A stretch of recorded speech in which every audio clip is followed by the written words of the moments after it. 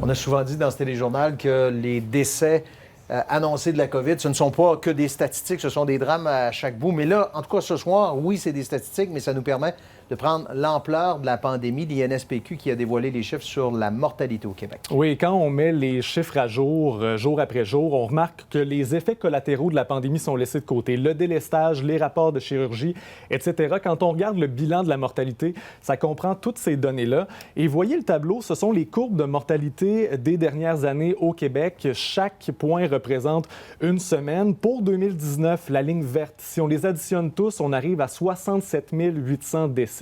Pour 2020, on est à 74 550. C'est 10 de plus qu'en 2019. Et voyez comme la surmortalité est concentrée à gauche, au printemps.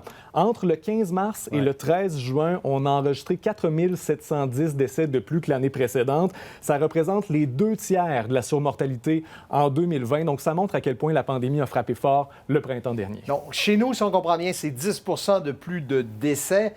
Mais quand on regarde ailleurs dans le monde, il y a des endroits que c'est bien pire. Là. Oui, le New York Times met à jour son dossier, le bilan caché de la pandémie depuis le mois de mars dernier. Et voyez quelques chiffres. Au Mexique, entre mars et novembre, 46 de hausse des taux de mortalité. Aux États-Unis, on est à 17 Au Pérou, 118 au-dessus de la normale. Au Québec, pour la même période de mars à décembre, on est à 11,5 En revanche, il y a certains pays qui s'approchent de la normale. C'est le cas de l'Allemagne, ici, à 3 Il y a le Japon également, le Danemark. Donc, tous ces chiffres-là vont être décortiqués par les démographes au cours des prochaines années. Ouais. Ça va peut-être nous permettre de comprendre pourquoi certains pays ont été moins endeuillés que d'autres depuis le début de la pandémie.